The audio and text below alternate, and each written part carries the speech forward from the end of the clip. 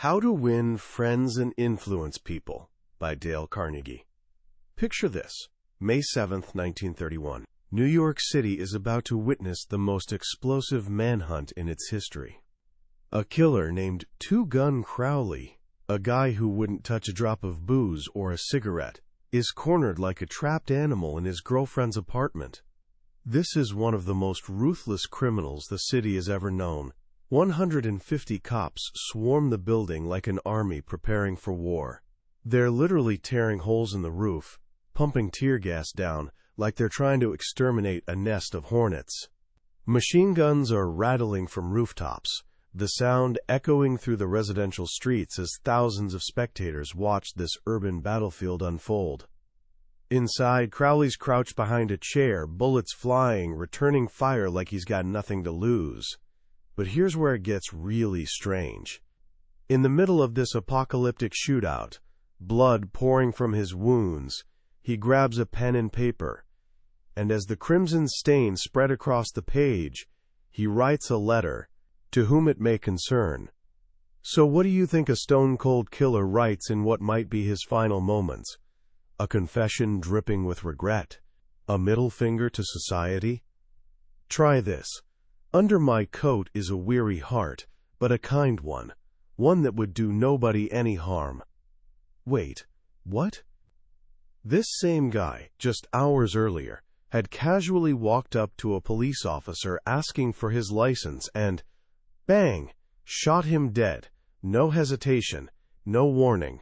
Then grabbed the officer's own gun and pumped another bullet into the body, just for emphasis.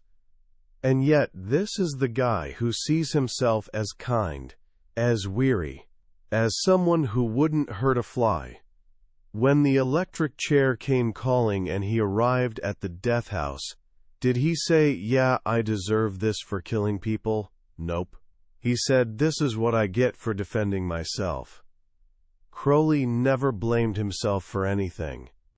Here's the kicker. That single jaw-dropping story unlocks one of the most explosive secrets of human nature.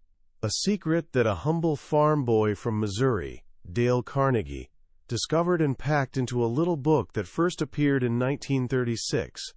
That book, How to Win Friends and Influence People. It sold over 30 million copies and remains one of the most life-changing books ever written. Why? Because it doesn't just hand you tricks and tactics like some sleazy con artist's handbook.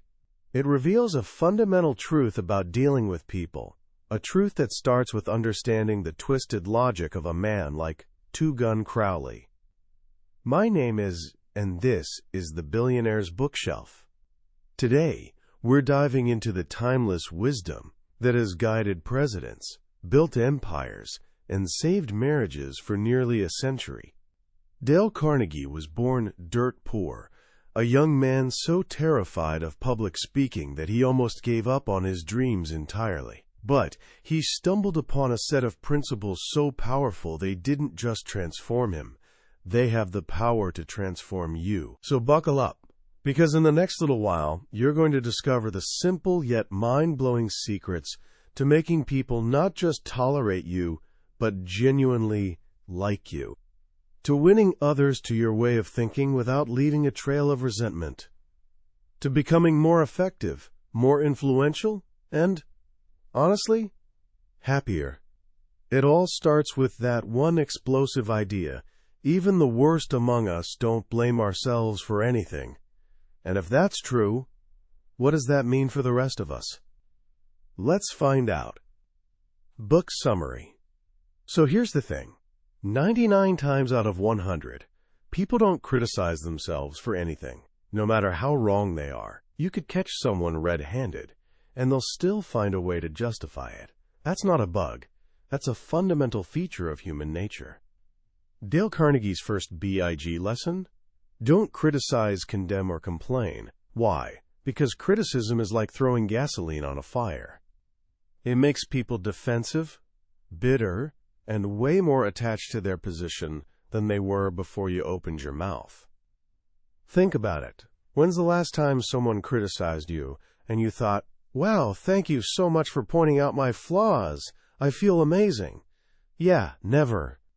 Instead, you probably wanted to punch them in the face, or at least mentally catalog all the ways they suck. Carnegie tells the story of Bob Hoover, a famous test pilot who survived a harrowing crash because of a mechanic's mistake. The guy filled the plane with jet fuel instead of gasoline. Career-ending error, right? But when they landed, Hoover didn't scream or threaten. He asked the mechanic to service his plane the next day because, "I'm sure you'll never make this mistake again." Boom. That mechanic never forgot it. Criticism doesn't change people, it just makes them hate you. So what does work? Here's the magic formula. Give honest and sincere appreciation. Not fake flattery that smells like desperation. Genuine appreciation. People are starving for this. We scroll through social media begging for likes and validation because deep down, we all want to feel important. Charles Schwab, the steel magnate, once said, "I consider my ability to arouse enthusiasm among my people the greatest asset I possess, and the way to develop the best that is in a person is by appreciation and encouragement." The guy became a millionaire back when that meant something huge, partly because he understood this simple truth. But here's the catch. It has to be real. Flattery is shallow and manipulative. Appreciation comes from genuinely noticing what's special about someone and telling them. It's like the difference between a participation trophy and a standing ovation. One's hollow, the other changes lives. Carnegie shares another killer principle: arouse in the other person an eager want. Most people walk around thinking about what they want. I need you to do this. I want you to think that. But the person you're talking to, they're thinking the exact same way about themselves. So if you want to influence someone, stop talking about what you want and start talking about what they want. There's this great example about a father trying to get his son to stop smoking. Nagging didn't work. Punishment didn't work. But then he showed his son pictures of champion athletes who didn't smoke and said, "If you want to make the football team next year, this is what the winners do." The kid quit on his own because it was suddenly his desire, not Dad's lecture. See the shift? It's not manipulation, it's alignment. You're showing people how what you want connects to what they already want. Now let's talk about part 2 of the book, 6 ways to make people like you.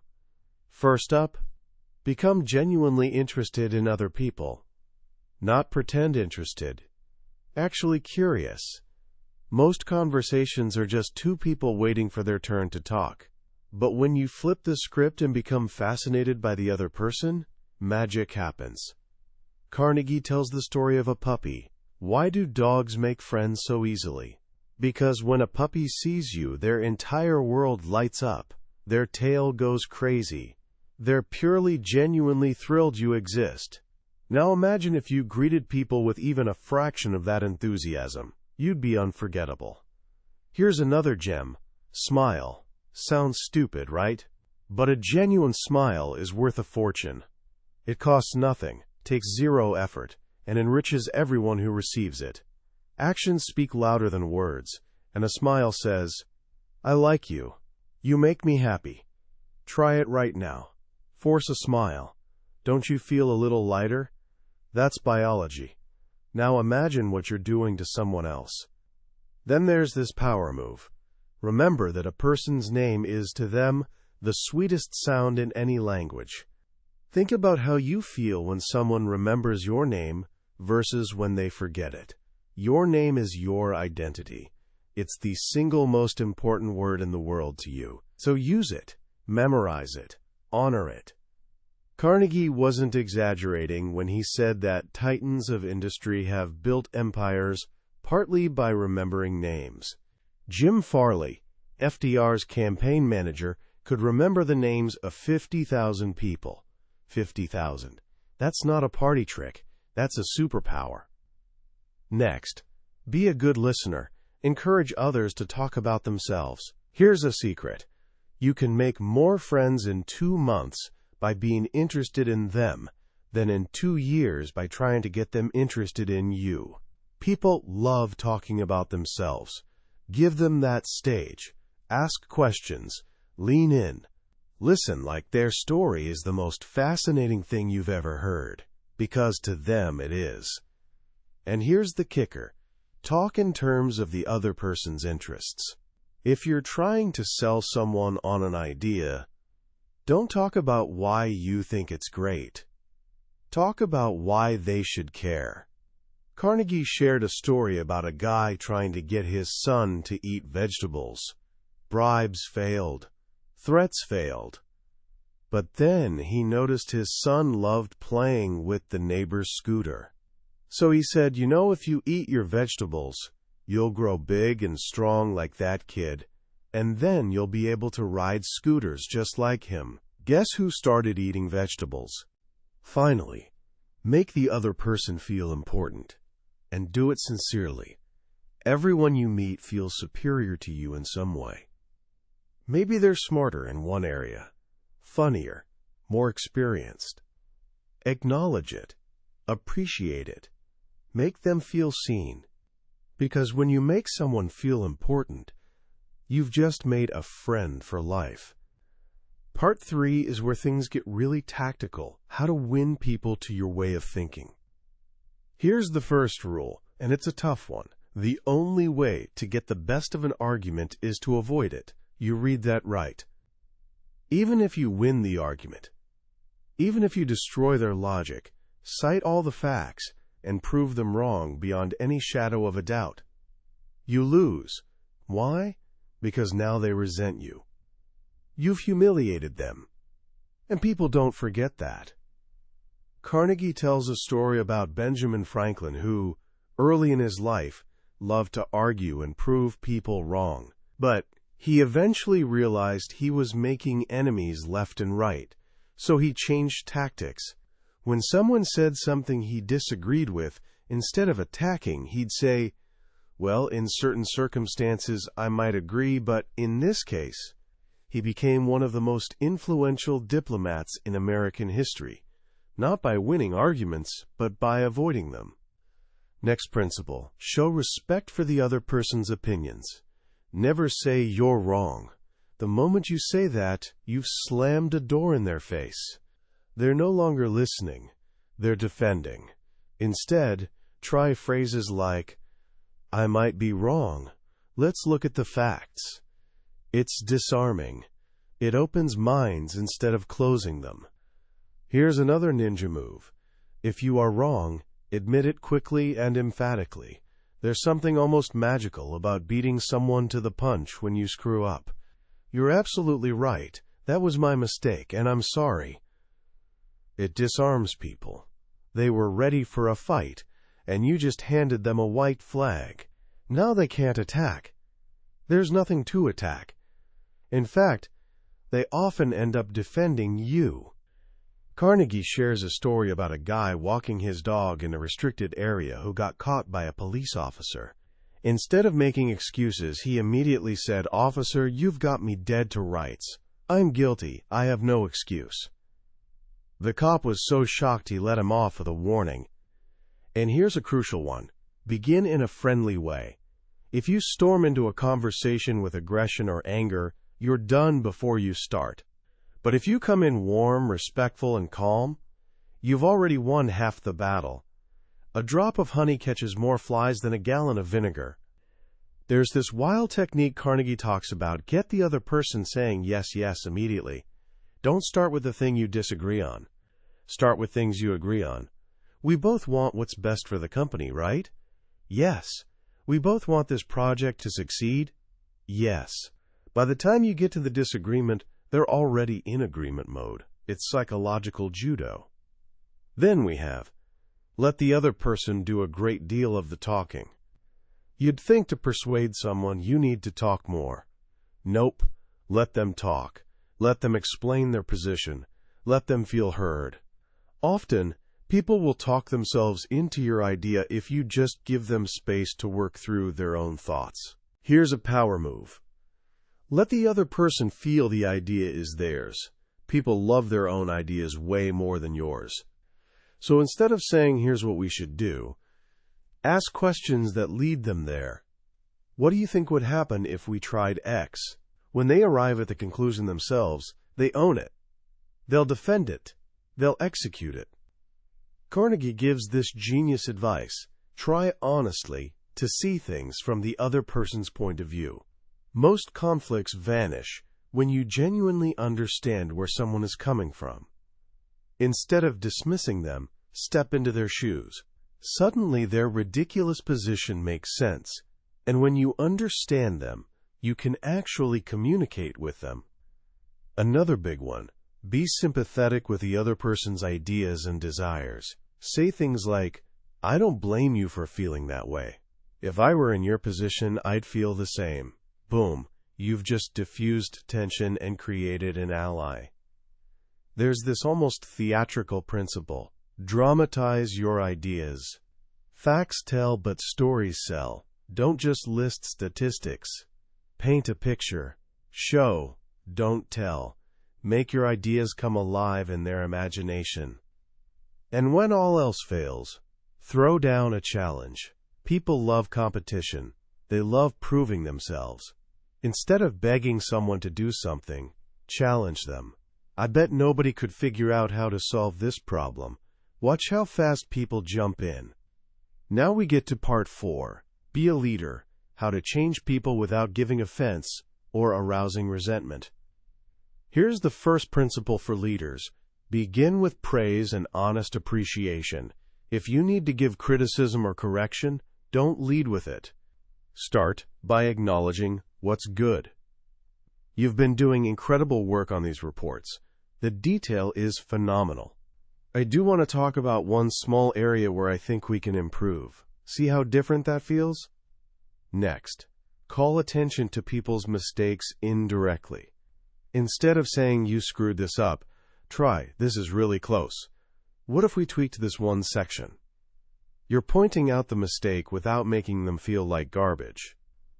Carnegie shares this brilliant move. Talk about your own mistakes before criticizing the other person. You know, I used to make this exact same mistake when I first started. Let me show you what helped me. Now you're not superior. You're a fellow traveler sharing wisdom. Here's another gem. Ask questions instead of giving direct orders. Instead of, go fix this report, try, what do you think would make this report stronger? People resist orders, but they love solving problems. Big one. Let the other person save face. Never humiliate someone publicly. Never back them into a corner where they have no escape. Give them a way out. Protect their dignity, and they'll respect you forever. And this is powerful. Praise the slightest improvement, and praise every improvement. Don't wait for perfection. Catch people doing things right. When you reinforce positive behavior, you get more of it. It's behavioral psychology 101, but most people miss it entirely. Here's a sneaky, effective technique. Give the other person a fine reputation to live up to. Tell someone, you're one of the most reliable people I know, and watch how hard they work to maintain that reputation. People rise to meet the expectations you set for them, so set high ones.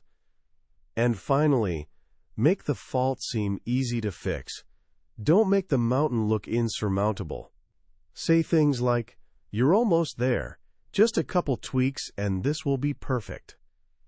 People are more willing to tackle challenges when they believe success is within reach. These are the timeless lessons of Dale Carnegie. They're simple, but they're not easy. They require patience, empathy, and a genuine shift in focus from yourself to others.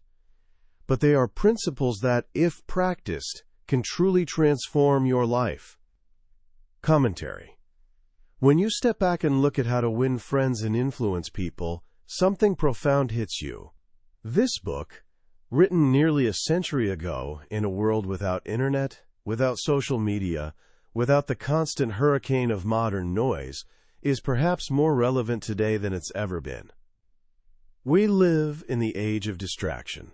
We're doom-scrolling through feeds, we're speed-listening to podcasts at 2x, we're half-listening to our friends while our thumbs are glued to notifications. We have more ways to connect than ever before, and yet we're lonelier than we've ever been. And that's why Carnegie's work endures. Because he reminds us that beneath all the technology, all the noise, all the chaos, at the heart of every human interaction is a set of timeless, unchanging needs. The need to be seen, the need to be heard, the need to feel like we matter. The world has changed, human nature has not.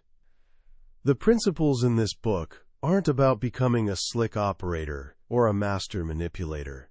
That's the most common misconception, and it misses the entire point. The real secret, the golden thread weaving through every single idea, is sincerity, genuine interest, honest appreciation. These techniques are utterly powerless unless they come from a place of authenticity.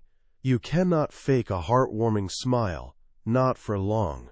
You cannot fake genuine fascination with another person's passions. The book's greatest lesson isn't really about how to change other people.